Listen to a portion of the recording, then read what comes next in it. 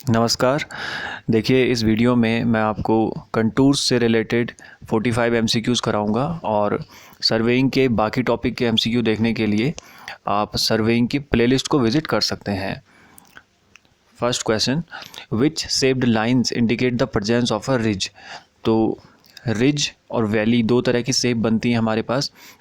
ये आप देख सकते हैं, जो डॉटेड फॉर्म में है ये रिज लाइन को दिखा रहा है, पर ये जो लाइन है ये बता रहा है हमें कि ये एक रिज है, क्योंकि वैली में भी लाइन तो ऐसी ही होती है, पर वैली में या तो ये शेप बदल जाती है और अगर हम इसी फॉर्म में बनाएं तो फिर काउंटिंग जो है वो रिवर्स में हो जाएगी। जैसे इसमें बढ़ रहा है 60 से 100 की तरफ, उसमें उल्टा हो जाएगा। तो रिज में जो शेप बनती है ओवरऑल, वो आपको ध्यान रखना है, या तो यू शेप में बनेगा या फिर वी शेप में बनेगा। तो ऑप्शन में जो भी होगा वो सही माना जाएगा। जैसे इसमें यू शेप दिया हुआ है तो ये सही हो जाएगा, वी दिया होता तो वो भी सही हो जाता। दिया आपको एक ही जाएगा कोई।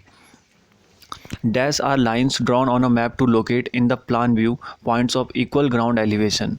तो वो कौन सी लाइन होती हैं जो इक्वल एलिवेशन वाले पॉइंट को जोड़ती हैं? बहुत ही आसान सवाल है। कंटूर लाइन्स होती हैं।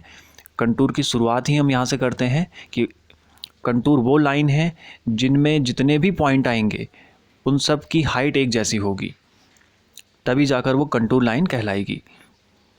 The horizontal distance between 2 points on 2 consecutive contours is known as. तो जब भी हम किसी फिगर का कंटूर मैप बनाते हैं तो उसमें बहुत सारी कंटूर लाइन होती हैं, तो उन लाइन के बीच की जो हॉरिजॉन्टल डिस्टेंस होती है उसे हम हॉरिजॉन्टल इक्विवेलेंट बोलते हैं। फॉर एग्जांपल, ये एक हिल का कंटूर मैप है। ऊपर आप हिल देख सकते हैं, नीचे उसका कंटूर मैप है। अब सबसे बाहर वाली जो कंटूर लाइन है 60 को जो रिप्रेजेंट कर रही है, यानी उसमें जितने भी पॉइंट्स हैं उन सब की हाइट जो है वो डेटम से 60 है, 60 यूनिट, और उसके अंदर है जो वो 65 है। तो इनके बीच की जो हॉरिजॉन्टल डिस्टेंस है, जिसको यहाँ पर देखा जा सकता है, यहाँ पर, यहाँ ध्यान दीजिए आप, ये जो यहाँ पर ये डिस्टेंस है, ये हॉरिजॉन्टल डिस्टेंस है 60 और 65 के बीच में। इसे हम हॉरिजॉन्टल इक्विवेलेंट बोलते हैं। और यहीं पर 60 और 65 की जो वर्टिकल डिस्टेंस है, जो इस वक्त मैं यहाँ पर दिखा रहा हूँ आपको, ये कंटूर इंटरवल कहलाता है। कंटूर इंटरवल के सवाल आगे काफ़ी हैं, अलग अलग तरह से पूछे जाते हैं। कॉन्सेप्ट यही है इसका, जो वर्टिकल डिस्टेंस है इनके बीच में। तो यहाँ पर हॉरिजॉन्टल की बात हो रही है, ऑप्शन ए इसका सही हो जाएगा। कॉन्जिक्यूटिव ध्यान रखना है, बस 2 लगातार होने चाहिए।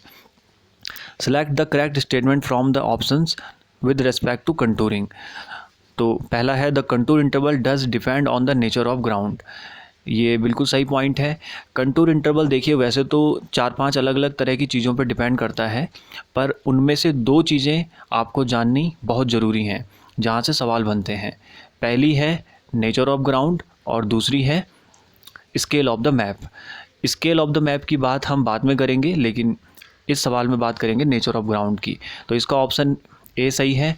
और किस तरह से ये नेचर ऑफ ग्राउंड पे डिपेंड करता है ये भी देख लीजिए। यहाँ पर देखिए, अगर फ्लैट सरफेस है या यूनिफॉर्म स्लोप है तो वहाँ पर हम कंटूर इंटरवल को कम रखते हैं, स्मॉल रखते हैं।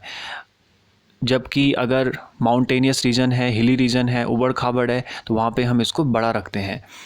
जैसे हिल है अगर, तो वहाँ पे कंटूर इंटरवल को क्या करना है, ज़्यादा रखना है। अगर कम रखेंगे तो लाइनें काफ़ी क्लोज आ जाएंगी उसमें, जाहिर सी बात है। तो ये इसका सही हो जाएगा। और बाकी इसमें जो 3 ऑप्शन है वो गलत हो जाएंगे अपने आप ही। जैसे बी में कह रहा है कि कंटूर इंटरवल मैप पे जो है वो कांस्टेंट नहीं रहता है, तो ये गलत है। कंटूर इंटरवल कांस्टेंट रखना होता है। अगर 60 के बाद 70 लिखा हुआ है तो उसके बाद 80 ही होगा, फिर 90 होगा, इस तरह से इंटरवल सेम रखा जाएगा। तीसरा पॉइंट है, closed contour line with one और more higher ones inside represent a valley. तो जब अंदर की तरफ हायर वंस हों, अंदर की तरफ पॉइंट्स बढ़ रहे हों, जैसे अभी आपको हिल का कंटूर मैप दिखाया था, 60 के बाद 65, फिर 70, फिर 75, तो वो हिल को रिप्रेजेंट करता है, वैली को रिप्रेजेंट नहीं करता है, इसलिए ये भी गलत है। चौथा भी गलत है कि ग्राउंड स्लोप को हम डिटरमिन कर सकते हैं कंटूर से। पहला ऑप्शन सही है, ठीक है, और उससे रिलेटेड जानकारी ये है, ये आपको ध्यान रखनी है। फ्लैट सरफेस के लिए स्मॉल और हिली रीजन के लिए, माउंटेनियस के लिए large. A curve connecting all points below the ground surface of equal vertical pressure is called। अब देखिए, वर्टिकल प्रेशर लिखा हुआ है, यहाँ पर आप सारे ऑप्शन समझ लीजिए क्योंकि अलग अलग तरह से पूछा जा सकता है ये सवाल। आइसो जो वर्ड है यहाँ पे, आइसो का मतलब यहाँ पे इक्वल से है, और उसके बाद जो भी चीज़ लिखी जा रही है वो अलग अलग चीज़ को दिखाती है। तो जैसे यहाँ पे वर्टिकल प्रेशर है तो वो बार को दिखा रहा है, बार प्रेशर को रिप्रेजेंट कर रहा है, तो इसलिए इसका सही ऑप्शन बी हो जाएगा। और इसी तरह से अगर आपको टाइम से रिलेटेड पूछे तो आइसोक्रोन हो जाता है जो इक्वल टाइम को दिखाता है। वो किसी न किसी वे में काफ़ी सारे पॉइंट्स हैं जो इक्वल टाइम को रिप्रेजेंट कर रहे हैं। इसी तरह से वो सभी पॉइंट्स जिनका स्लोप एक जैसा है वो आइसोक्लीन लाइन बनेगी वहाँ पे, और उसी तरह से वो सभी पॉइंट्स जिनकी डेप्थ एक जैसी है तो वहाँ पे आइसो बात बनेगा। ठीक है, आइसो यहाँ पे इक्वल को बता रहा है, बाकी उसके आगे जो भी लिखा होगा उसका अपना एक पर्टिकुलर मतलब होता है। Two contour lines having the same elevation, तो अगर सेम एलिवेशन है तो ये कब पॉसिबल है, जैसे दो हिल हैं मान लीजिए, एक यहाँ पर एक यहाँ पर, अब ये अलग हैं तब तो ये क्रॉस तो छोड़िए, तब तो ये यूनाइट भी नहीं करेंगी। देखिए दो चीज़ें हैं कुल मिला के, एक है कंटूर का क्रॉस करना आपस में और एक है कंटूर का यूनाइट करना यानी टच करना जस्ट। तो यहाँ पर जो ये पॉसिबिलिटी है ये यूनाइट भी तब कर सकती हैं अगर ये हिल टच में हों, जैसे ये मान लीजिए, तो ये जो पॉइंट है यहाँ पर ये दोनों का सेम है, यानी इसका एलिवेशन तो सेम ही होगा क्योंकि पॉइंट तो एक ही है। तो जब इसका कंटूर बनेगा तो ये वाली कंटूर लाइन और ये वाली कंटूर लाइन जो है वो यूनाइट कर सकती हैं इस केस में, लेकिन इंटरसेक्ट तो नहीं कर सकती, पहाड़ के अंदर पहाड़ तो नहीं हो सकता। तो इसका सही ऑप्शन जो है वो डी होगा कि यूनाइट कर सकती हैं। Widely separated contour lines on a map usually represent a, अब यहाँ पर दोनों चीज़ों को समझ लीजिए। अगर कंटूर लाइंस दूर दूर हैं तो वो क्या होता है, वो फ्लैट टोपोग्राफी को बताता है, फ्लैट सरफेस को बताता है। स्टेटमेंट पढ़ लेते हैं। Flat ground is indicated where the contours are widely separated and the steep ground where they run close together. Simple सी बात है, अगर फ्लैट सरफेस है, मैदानी इलाका है, तो वहाँ पे कंटूर लाइन दूर दूर होंगी, और अगर ढलान है, पहाड़ों का इलाका है, तो वहाँ पे क्या होगा, स्टीप का मतलब क्या है कि ढाल है वहाँ पे, जैसे पहाड़ों में होती है, तो वहाँ पे कंटूर जो है वो क्लोज होंगे। ठीक है, ये उनके सेपरेशन की बात हो रही थी। V contour lines with V shape that show convexity towards higher ground और towards elevation of ground plateau generally indicate आ, तो ये यहाँ पर वैली की बात कर रहा है। देखिए एक तो ये कह रहा है वी शेप है, तो वी शेप तो वैली में ही बनती है। दूसरी बात ये कह रहा है कि जो इसका हायर ग्राउंड है, ये वाला जो टॉप का, तो इसका यही वाला पोर्शन होगा। तो हायर ग्राउंड में जो है ये क्या कह रहा है कि कॉन्वेक्सिटी टूवर्ड हायर ग्राउंड, तो यहाँ पर कॉन्वेक्सिटी आ रही है। वैली में तो कॉन्केविटी आती है अंदर, लेकिन ये हायर ग्राउंड की बात कर रहा है यहाँ ऊपर की, तो यहाँ पे तो कॉन्वेक्सिटी आ रही है दोनों में। ठीक है, ये रहा वैसे वैली का, डिप्रेशन भी कहते हैं इसे। तो ये तो कॉन्केविटी को दिखा रहा है, लेकिन ये बात यहाँ की हो रही है ऊपर की। ठीक है, तो ये यहाँ पे वैली की बात कर रहा है, ऑप्शन ए सही होगा।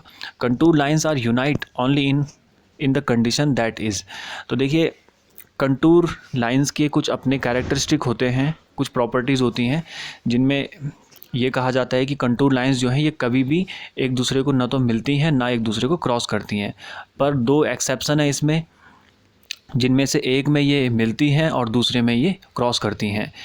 इस सवाल में जिसकी बात कर रहा है इसमें मिलने की बात हो रही है, यूनाइट लिखा हुआ है। तो वर्टिकल क्लिप के केस में ये जो है मिलती हैं लाइनें आपस में, और ओवर हैंगिंग क्लिप का केस दूसरा होता है जिसमें वो क्रॉस कर लेती हैं, उसकी बात आगे करेंगे। यहाँ पर आप वर्टिकल क्लिप देख लीजिए, जैसे किसी पहाड़ में आपने देखा होगा कहीं पर जो है सरफेस एकदम 90 डिग्री पे हो जाता है ग्राउंड सरफेस के, तो वहाँ पे अगर हम उसका कंटूर ड्रॉ करेंगे तो जैसे आप देख सकते हैं 40 वाला, 30 वाला और 20 वाला, इन तीनों के केस में जो ये पॉइंट हैं ये एक ही जगह पर हैं। अगर हम ऊपर से देखेंगे तो इन तीनों की जो कंटूर लाइन होंगी वो यूनाइट कर जाएंगी एक जगह पर, जैसा कि आप नीचे देख सकते हैं। तो ऐसा होता है वर्टिकल क्लिप में, और ओवर हैंगिंग की बात हम आगे कर लेंगे। ठीक है, उसमें क्रॉस कर लेती हैं। Contour lines cross valley line at, तो देखिए रिज लाइन और वैली लाइन ये दोनों बनती हैं, शेप तो रिवर्स में होती है दोनों की। जैसे आप देख सकते हैं रिज लाइन में क्या हो रहा है, 60 से बढ़ रहा है 100 की तरफ, यहाँ पे बढ़ तो इसमें भी रहा है पर इसमें शेप बदल गई इसकी। ठीक है। तो ये वैली को रिप्रेजेंट कर रहा है, ये वाला रिज को रिप्रेजेंट कर रहा है। रिज बेसिकली हिल का हिस्सा मान सकते हैं आप, और वैली जो है वो वैली का, डिप्रेशन का हिस्सा मान सकते हैं। तो इसमें जो है ये जो लाइंस हैं ये इसको 90 डिग्री पे क्रॉस कर रही हैं, किसी में भी आप देख सकते हैं, ठीक है। कंटूर लाइन जो है, जो शेप बन रही है यहाँ पे यू शेप, वी शेप, वो उसको 90 पे इंटरसेक्ट कर रही है। On a contour map curves that are more or less equally spaced depict. तो क्या कहना चाह रहा है यहाँ पे कि जिस कंटूर मैप में स्पेस इक्वल हो, तो वो किसको रिप्रेजेंट करता है, वो यूनिफॉर्म स्लोप को रिप्रेजेंट करता है। देख सकते हैं यहाँ पर A uniform slope is indicated when the contour lines are uniformly spaced and a plane surface when they are straight, parallel and equally spaced। देखिए अगर सिर्फ हमें ये क्वेश्चन में दिया गया कि यूनिफॉर्मली स्लोप, अगर हमें सिर्फ ये दिया जाए कि इक्वली स्पेस्ड है, यहाँ पर इक्वली स्पेस्ड होना था। अगर ये दिया जाए कि सिर्फ इक्वली स्पेस्ड है तो वो यूनिफॉर्म स्लोप को दिखाएगा, लेकिन अगर ये दिया जाए कि इक्वली स्पेस के अलावा पैरेलल या स्ट्रेट लाइन है उसमें, तब वो प्लेन सरफेस को दिखाएगा। यहाँ पर सिर्फ कितना लिखा हुआ था, इक्वली स्पेस्ड लिखा हुआ था, इसका मतलब ये यूनिफॉर्म स्लोप को दिखाएगा, ठीक है। Contour interval for a building site normally. तो कंटूर इंटरवल जो है ये कुछ चीज़ों के लिए पहले से ही फिक्स कर दिया गया है, हमें गाइडलाइन दे दी गई हैं, तो पूरा पढ़ लेते हैं, इसमें काफ़ी कुछ है। जैसे लार्ज स्केल मैप हो गए, बिल्डिंग साइट हो गई, डिटेल्ड डिज़ाइन वर्क है अगर, और calculation of quantities of earth work है जो हम करते हैं, एस्टिमेशन में पढ़ते भी हैं, उन केसेस में हम कंटूर इंटरवल को रखते हैं 0.2 से लेके 0.5 मीटर। फिर इसके बाद रिजर्वायर या टाउन प्लानिंग के लिए रखते हैं 0.5 से 2 मीटर, लोकेशन सर्वेज के लिए 2 से 3 मीटर। सवाल जो आएंगे ऐसे ही आएंगे सीधा कि बताइए लोकेशन सर्वे के लिए कितना रखा जाता है। और फिर लास्ट है स्मॉल स्केल मैप के लिए या फिर जनरल टोपोग्राफी वर्क के लिए 3, 5, 10 या फिर 25 मीटर रखते हैं, ठीक है। तो किसी का भी पूछा जा सकता है, जैसे यहाँ पे बिल्डिंग साइट का पूछा हुआ है तो उसका हो जाएगा 0.5 से 0.2 से 0.5 मीटर, और ऑप्शन इसके हिसाब से 0.5 मीटर ही सही हो जाना चाहिए फिर, ठीक है। In the direct method of contouring, the process of locating or identifying points lying on a contour is called। अब देखिए कंटूरिंग के दो मेथड होते हैं जनरली, डायरेक्ट और इनडायरेक्ट। डायरेक्ट में जो सवाल बनते हैं उनमें से एक सवाल ये है, जो भी इनसे सवाल बनते हैं दोनों मेथड से आपको इस वीडियो में देखने को मिल जाएंगे। डायरेक्ट मेथड का ये जो सवाल है इसमें कह रहा है कि उस प्रोसेस को क्या बोलेंगे जिसमें हम पॉइंट्स को लोकेट करते हैं या आइडेंटिफाई करते हैं। तो देखिए डायरेक्ट मेथड में दो चीज़ें होती हैं, पहले तो हम पॉइंट्स को आइडेंटिफाई करते हैं कंटूर लाइन पे या लोकेट करते हैं, लेवलिंग की प्रोसेस है वो एक किस्म से, तो उसको तो हम वर्टिकल कंट्रोल बोलते हैं। और फिर उन पॉइंट्स के ऊपर जब हम सर्वे करते हैं, जो भी हमें करना होता है, उनका आरएल वगैरह लेना होता है, उसको हम हॉरिजॉन्टल कंट्रोल बोलते हैं। तो ध्यान रखिएगा यहाँ पर वर्टिकल कंट्रोल सही होगा जब लोकेटिंग या आइडेंटिफाइंग की बात करेगा, अगर सर्वे की बात करेगा तब हॉरिजॉन्टल कंट्रोल हो जाएगा। ये सब होता है डायरेक्ट मेथड में। A line on a map joining points of equal height above और below sea level is called.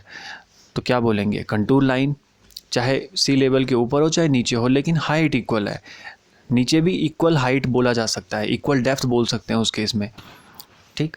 Which of the following is not an advantage of indirect method of contouring. देखिए direct method के कुछ अपने फ़ायदे हैं, indirect के कुछ अपने फ़ायदे हैं। तो डायरेक्ट मेथड का जो सबसे अच्छा और सबसे बड़ा फ़ायदा है वो ये है कि वो सबसे ज़्यादा एक्यूरेट है, एक्यूरेसी के लिए हम उसको यूज़ कर सकते हैं। दूसरा छोटा फ़ायदा ये है कि स्मॉल एरिया के लिए उसको यूज़ करते हैं क्योंकि टाइम टेकिंग होता है। और इसके अलावा इनडायरेक्ट के बाकी फ़ायदे अपने आप हो गए, जैसे वो टाइम कम लेगा, लार्ज एरिया के लिए यूज़ कर सकते हैं और इकोनॉमिकल भी होता है। तो यहाँ पर बोला जा रहा है कि क्या उसका एडवांटेज नहीं होगा, तो ऑप्शन बी सही हो जाना चाहिए कि एक्यूरेट नहीं है, बाकी क्विक है, चीप है यानी इकोनॉमिकल भी है और लार्ज एरिया के लिए भी यूज़ कर सकते हैं, पर एक्यूरेट डायरेक्ट वाला होता है, ठीक है।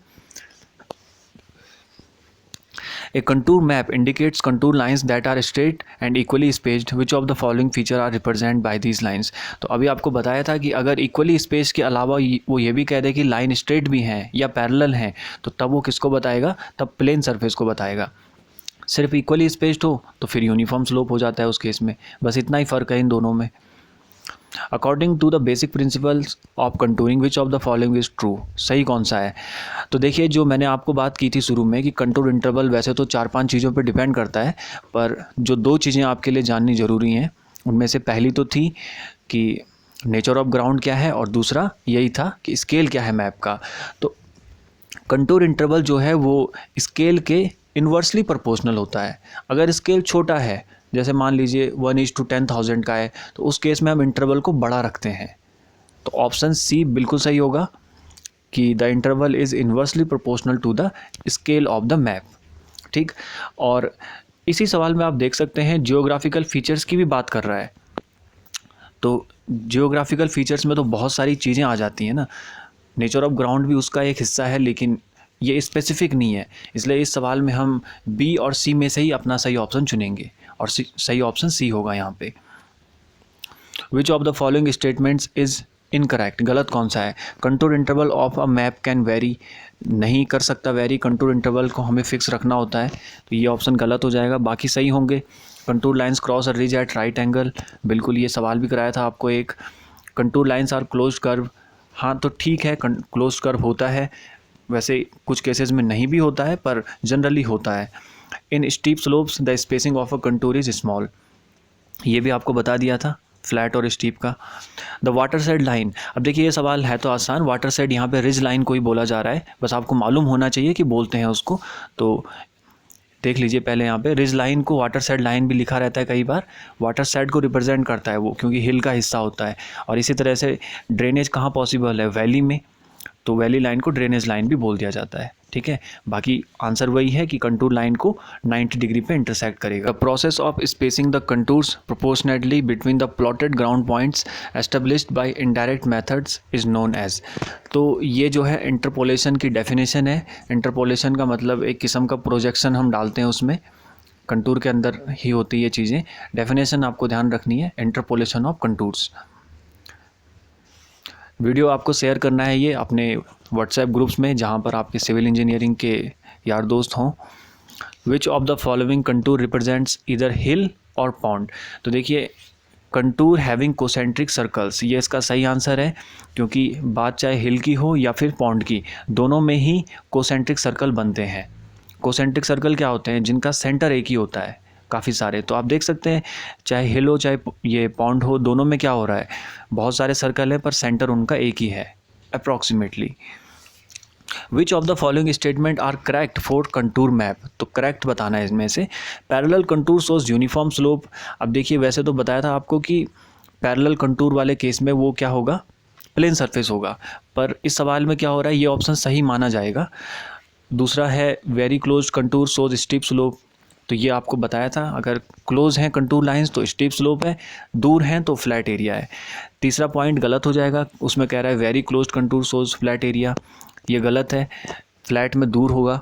और चौथा है two contours at different elevation cut at right angle, ये भी गलत है, कंटूर आपस में तो कट करते ही नहीं है एक दूसरे को इस तरह से राइट एंगल पे, अगर करते हैं तो एक्सेप्शन लिखा हुआ आता है कि हाँ ओवर हैंगिंग में करते हैं। तो तीसरा और चौथा तो बिल्कुल गलत है, दूसरा बिल्कुल सही है। पहला देखिए एक किस्म से सही है, क्योंकि हम चाहे यूनिफॉर्म स्लोप हो या फिर प्लेन सरफेस हो, उनको पढ़ते एक ही उसमें है स्टेटमेंट में। तो इस सवाल में जो मोस्ट अप्रोप्रिएट ऑप्शन है वो बी हो जाएगा यहाँ पे, कि पहला और दूसरा स्टेटमेंट सही है। In which of the following condition two contour lines intersect each other, तो ये वही एक्सेप्शन है जैसे एक वर्टिकल क्लिप का था, आपको बताया था, उसमें यूनाइट करता है और इंटरसेक्ट जो है वो करता है ओवर हैंगिंग क्लिप में। इस तरह की जब क्लिप आपने देखी होंगी पहाड़ों में, कुछ जैसे पत्थर बाहर निकले रहते हैं, उनका कंटूर अगर हम ड्रॉ करेंगे तो वो कुछ इसी तरह से बनेगा। तो कुछ लाइंस ऐसी ज़रूर निकल के आएंगी जो एक दूसरे को क्रॉस कर लेंगी, इंटरसेक्ट कर लेंगी, तो ऑप्शन बी सही होगा। For more precise prediction of the terrain relief the contour interval should, तो क्या होना चाहिए, कम रखा जाना चाहिए, बी स्मॉलर। जाहिर सी बात है, हम जितना बारीकी से काम करेंगे उतना ही प्रिसाइज उसका रिजल्ट निकल के आएगा। The direction of steepest slope on a contour is, तो देखिए इसका मतलब ये है, जैसे हमने वर्टिकल क्लिप में देखा था, स्टीपेस्ट स्लोप क्या है कि सबसे ज़्यादा ढाल क्या हो सकती है, तो सबसे ज़्यादा ढाल तो यही हो सकती है 90 डिग्री, जैसे ये कम ढाल है, ये ज़्यादा ढाल है, ये उससे ज़्यादा है, लेकिन सबसे ज़्यादा तो यही है 90 डिग्री पे। तो ये जो ढाल है 90 डिग्री पे, ये कंटूर लाइन के क्या है, 90 डिग्री पे ही तो है। तो बस यही पूछा जा रहा है यहाँ पे कि स्टीपेस्ट स्लोप जो है वो कैसा होगा, कंटूर लाइंस के राइट एंगल पे होगा। Which method is use for preparation of a contour plan for a route survey. अब देखिए इनडायरेक्ट मेथड में 3 मेथड आते हैं, जिनमें से 2 मेथड की बात हम यहाँ पे करेंगे। देखिए 3 मेथड जो आते हैं उनमें से एक तो पहला मेथड जो स्क्वायर वाला है, तो स्क्वायर की बात आगे करेंगे, लेकिन जो 2 और हैं उनमें से एक ये है क्रॉस सेक्शन और एक है टैक्योमेट्रिक। टैक्योमेट्रिक जो मेथड है ये यूज़फुल होता है हिली एरिया के लिए, आप यहाँ पे देख सकते हैं। और क्रॉस सेक्शन मेथड जो है ये रूट सर्वे के लिए होता है, जैसे सड़कों के लिए या रेलवे के लिए, कैनाल वगैरह के लिए, ठीक है। तो ये ध्यान रखना है, इनडायरेक्ट मेथड का जो टैक्योमेट्रिक है वो हिली रीजन के लिए, और जो क्रॉस सेक्शन है वो रूट सर्वे के लिए। यहाँ पे रूट सर्वे की बात कर रहा है तो क्रॉस सेक्शन वाला ऑप्शन सही हो जाएगा। और ये है वो जो सबसे पहले हम पढ़ते हैं उसमें मेथड ऑफ स्क्वायर वाला, ये भी इनडायरेक्ट में ही आता है, ये प्लेन एरिया के लिए सुटेबल होता है, ठीक है। यही पूछा जा रहा है इस सवाल में, तो इसका ऑप्शन डी हो जाएगा यहाँ पे। Contour interval on a map seat denotes, तो कंटूर इंटरवल क्या डिनोट करता है, vertical distance of contour line above the datum line. Above datum line नहीं होता है, वो तो आरएल हो जाता है, पर vertical distance between 2 successive contour lines, ये बिल्कुल सही है। सक्सेसिव यानी वही कॉन्जिक्यूटिव लाइंस के बीच की डिस्टेंस वर्टिकल वाली, ऑप्शन बी यहाँ पर सही होगा, ये आपको बताया था पहले। Contour interval with in the limits of a map क्या होना चाहिए, may be kept constant, must be kept constant. इसका सही आंसर बी है कि हमें रखना चाहिए उसको, मस्ट बी केप्ट कांस्टेंट, ठीक है, option B. A series of closed contour lines on a map with the lower to higher value inside represent a, lower to higher inside लिखा हुआ है, यानी कि अंदर की तरफ जब जाएंगे तो बढ़ेगा। तो ऐसा कब पॉसिबल है, जब हिल का केस हो। आप देख सकते हैं सबसे बाहर वाले का क्या है 60, फिर उसके बाद 65, फिर 70, अंदर जा रहे हैं तो बढ़ रहा है, ऐसा हिल में ही पॉसिबल है। सेलेक्ट द करेक्ट स्टेटमेंट, सही बताना है। A contour is not necessarily a closed curve. अब ये स्टेटमेंट सही है, क्योंकि जब हम बड़ा कोई मैप देखते हैं तो उसमें ऐसी लाइन भी होती हैं जो क्लोज कर्व नहीं बना पाती हैं, ठीक है। तो ये भी एक है इसमें, वैसे तो जनरली बनता है पर ऐसा ज़रूरी नहीं है कि हर बार बने। इसके बाद है, a contour represent a ridge line if the concave side of lower value contour lies towards the higher value contour. ये सही लिखा हुआ है, देखिए रिज आपको बताया था इस तरह से 60 65, तो 60 सबसे नीचे था, 65 उसके बाद था, तो कॉन्केव साइड कौन सी है इसकी, ये अंदर वाली, तो ये क्या कर रही है, लोअर वैल्यू को बता रही है। इसकी कॉन्केव साइड में, मतलब ये जो 60 वाला है इसकी कॉन्केव साइड में हायर वैल्यू वाला है, फिर 65 के कॉन्केव साइड में यानी इस तरफ क्या है, हायर वैल्यू वाला है। ऐसा रिज में होता है, वैली में उल्टा होता है। तो बस यही इस सवाल में बोला जा रहा है। तीसरे में है, two contour of different elevation do not cross each other except in case of overhanging clip. बिल्कुल ये भी सही लिखा हुआ है, ओवर हैंगिंग के अलावा कभी भी क्रॉस नहीं करते हैं। वर्टिकल क्लिप में यूनाइट होते हैं, मिलते हैं, लेकिन क्रॉस नहीं करते हैं। ऑप्शन सारे यहाँ पर सही लिखे गए हैं, तो ऑप्शन डी यहाँ पर सही हो जाएगा। The indirect method of contouring has all the following advantage over direct method except, किस चीज़ के अलावा, यानी इनमें से कौन सी चीज़ है जो फ़ायदा नहीं देती है उसमें, बाकी सब मिलता है। तो एक्यूरेसी है, आपको बताया था एक्यूरेसी के मामले में डायरेक्ट मेथड आगे है, बाकी इकोनॉमी के मामले में, प्रोजेक्ट बड़ा हो, टाइम बचाना हो, तो उस केस में हम इनडायरेक्ट मेथड को प्रीफर करते हैं। Contours of different elevation do not unite to form one contour except in the case of, do not unite from one contour except in the case of. तो क्या होता है, vertical clip ही तो होता है, कि वर्टिकल क्लिप के अलावा ऐसा कोई केस है ही नहीं जहाँ पे कंटूर्स जो हैं वो यूनाइट करें। Narrowly spaced contour lines on a map shows that the area is, अब नैरोली स्पेस्ड है यहाँ पे, तो क्या बताया था आपको, स्टीप स्लोप हो जाएगा। अगर वाइडली स्पेस्ड होता तो वहाँ पे फ्लैट एरिया था, स्टेटमेंट पहले ही बताया जा चुका है। The vertical distance between any two consecutive contours is called contour interval, ठीक है। जानबूझकर ये सवाल डाले गए हैं ताकि आपको याद हो जाएं ये चीज़ें। कंटूर इंटरवल इज़, तो कंटूर इंटरवल क्या होता है, इन्वर्सली प्रोपोर्शनल होता है स्केल ऑफ द मैप के। ये मैं आपको डिस्कस कर चुका हूँ पहले ही, पर सवाल देखिए दूसरे तरीके से पूछ लिया जाता है कई बार। When several contours coincide it indicates. अब देखिए वर्टिकल क्लिप के केस में आपने जब देखा था, मैंने आपको दिखाया था कि कंटूर क्या होता है, कोइंसाइड कर रहे हैं, उनका एक हिस्सा मिल रहा है एक जगह पे। 20, 30 और 40 वाले का आप देख सकते हैं एक जगह पे मिल रहा है। तो ऐसा कब पॉसिबल है, वर्टिकल क्लिप में। A contour line can not split and continue in different direction, और बाकी में लिखा है कैन स्प्लिट, तो बाकी 3 तो वैसे ही गलत हो गए जो कैन स्प्लिट लिखा हुआ है। कंटूर लाइन स्प्लिट नहीं कर सकती ना, लाइन एक ही होती है वो, और डायरेक्शन भी उसकी एक ही होती है, अलग अलग डायरेक्शन में नहीं जा सकती, एक लाइन की एक डायरेक्शन। तो पहला ऑप्शन सही है कि ना तो स्प्लिट करेगी और ना ही अलग अलग डायरेक्शन में जाएगी, एक ही डायरेक्शन फॉलो करेगी। Contour maps can not be used for. अब देखिए ये सवाल जो है ये कंटूर के यूजेस से है, तो पहले आप यूजेस पढ़ लीजिए एक बार। कंटूर मैप हम बनाते क्यों हैं, जाहिर सी बात है उसके कुछ फ़ायदे होंगे, कुछ मकसद होता होगा। तो क्या मकसद है, एक तो हमें सबसे पहले ग्राउंड का नेचर मालूम चलता है कि ग्राउंड कैसा है भाई, फ्लैट है या हिली एरिया है, अंडुलेटिंग है, कहाँ पे डिप्रेशन है, कहाँ पे चढ़ाव है, इस तरह से सेक्शन वगैरह हम इसमें इजीली ड्रॉ कर सकते हैं उसकी मदद से। 2 ग्राउंड पॉइंट्स के बीच की इंटरविजिबिलिटी बढ़ जाती है with the help of contour map. Engineers के लिए सूटेबल होता है, अगर हमें कहीं पर काम करना है उसका मैप पहले मिल जाए तो काफ़ी सारी चीज़ें हमें पहले ही मालूम चल जाती हैं, एस्टिमेशन में आसानी होती है।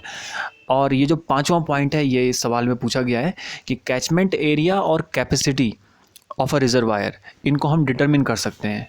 ठीक है, ये 2 चीज़ें हो गई। और आखिरी पॉइंट है कि अर्थवर्क की क्वांटिटी को भी हम डिटरमिन कर सकते हैं इसकी मदद से। ये तो सारे फ़ायदे हो गए इसके। तो ये जो 5वां वाला फ़ायदा है इससे रिलेटेड ये सवाल पूछा जा रहा है यहाँ पे।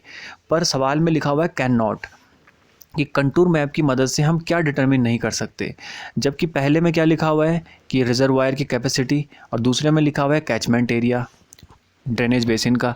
तो ये तो हम दोनों चीज़ें क्या कर सकते हैं, कैलकुलेट या डिटरमिन कर सकते हैं। तो पर ये कैन नॉट में पूछा हुआ है इसलिए ऑप्शन डी इसका सही हो जाएगा। अगर कैन में पूछता तो फिर सी ऑप्शन सही हो जाता फिर। ठीक है, ये सिर्फ समझने वाली बात है यहाँ पे। The best method of interpolation of contour is by. अब देखिए इंटरपोलेशन जो आपको अभी डेफिनेशन भी बताई थी, एक तो वही सवाल उससे आता है, एक ये भी आता है कि बेस्ट मेथड कौन सा है। तो 3 मेथड होते हैं इसमें, एक तो एस्टिमेशन का ही होता है, एक ग्राफिकल मेथड होता है और एक अर्थमेटिकल कैलकुलेशन का होता है। तो ये जो अर्थमेटिकल कैलकुलेशन का है ये सबसे बेस्ट माना जाता है, तो ऑप्शन सी यहाँ पे सही होगा, उसी को कंप्यूटेशन लिखा हुआ है। और अगर आपसे रफ पूछे कि सबसे रफ मेथड कौन सा है जिसको फटाफट कर सकते हैं या जो रफ होता है काफ़ी, वो एस्टिमेशन वाला होता है। ठीक है, ये ध्यान रखिएगा। वीडियो आपको ये लाइक करना है अगर आपको पसंद आ रहा है। विच of the following is not true for the direct method and indirect method of contouring. सही कौन सा नहीं है। Direct method is most accurate but is slow, ये पॉइंट बिल्कुल सही है। Indirect method is less accurate but is faster, ये भी ठीक है। डायरेक्ट मेथड इज़ एक्सपेंसिव, तो और आखिरी क्या है, indirect method is relatively more expensive, नहीं ये गलत है। तो सी ऑप्शन भी सही है, डायरेक्ट मेथड थोड़ा एक्सपेंसिव होता है उससे, लेकिन इनडायरेक्ट जो है वो इकोनॉमिकल होता है, तो रिलेटिवली मोर एक्सपेंसिव नहीं हो सकता। तो ऑप्शन डी यहाँ पर ऐसा है जो गलत स्टेटमेंट है, इसलिए ऑप्शन सही हो जाएगा। विच of the following methods of contouring is most suitable for हिली टेरेन। हिली टेरेन के लिए क्या होता है आपको बताया जा चुका है, टैक्योमेट्रिक मेथड हिली टेरेन के लिए और रूट सर्वे के लिए क्रॉस सेक्शन, दोनों इनडायरेक्ट के ही पार्ट हैं। The contour lines of different elevation can intersect in the case और केसेस ऑफ। तो किस में इंटरसेक्ट कर सकती है, देखिए वर्टिकल क्लिफ में इंटरसेक्ट तो नहीं करती है क्योंकि उसमें यूनाइट करती है, ओवर हैंगिंग में करती है। रही बात केव की, तो केव में क्या होता है, केव एक किस्म का ओवर हैंगिंग क्लिप ही रहता है, वो होता तो नहीं है पर उसके जैसा है। अगर कंटूर उसके ड्रॉ करेंगे तो ऐसा होगा उसमें कि लाइनें जो है क्रॉस करेंगी एक दूसरे को। तो बी और सी में पॉसिबल है, इसलिए ऑप्शन बी इसका सही होगा कि हाँ जी बी और सी में इंटरसेक्ट करेगा। विच of the following is not an application of contour map. Application कौन सा नहीं है, तो मैंने आपको सारे बताए थे ना उसके यूजेज। तो मेजरमेंट ऑफ ड्रेनेज एरिया ये भी था, कैलकुलेशन ऑफ रिजर्वायर कैपेसिटी ये भी था, determination of intervisibility between 2 points ये भी था, और determination of location of piers of a bridge ऐसा कुछ उसमें था नहीं लिखा हुआ यूजेज में, ये ऑप्शन सही हो जाएगा, यानी ये उसका कोई एडवांटेज नहीं है। आखिरी सवाल, in the cross section method of indirect contouring the spacing of cross section depends upon. तो इनडायरेक्ट में जो क्रॉस सेक्शन वाला मेथड है उसमें क्या होता है, उसमें जो स्पेसिंग होती है वो किन किन चीज़ों पे डिपेंड करती है, ये पूछा जा रहा है। स्टेटमेंट पढ़ लेते हैं। देखिए, the spacing of a cross section depends upon the topography of the country and nature of the survey. अब टोपोग्राफी और नेचर लिखा हुआ है, तो टोपोग्राफी का मतलब क्या है कि ग्राउंड के कैरेक्टरिस्टिक वगैरह इसी में आ गए, और नेचर ऑफ ग्राउंड का मतलब क्या है कि कंटूर इंटरवल या जो ये स्केल वगैरह है ये सब इसमें आ गए। तो सवाल भले थोड़ा घुमा के पूछा है, पर बात वही है कि इन सारी चीज़ों पे डिपेंड करता है। तो ऑप्शन डी यहाँ पर सही हो जाएगा, ए, बी एंड सी। ऑलराइट, ये थे 45 MCQs। मुझे उम्मीद है आपको वीडियो पसंद आया होगा, और अगर आपको कोई क्वेरी है, कहीं पर कोई डाउट है, तो आप कमेंट में लिख लेना, वहाँ पर उसका आंसर मिल जाएगा। वीडियो देखने के लिए थैंक यू सो मच।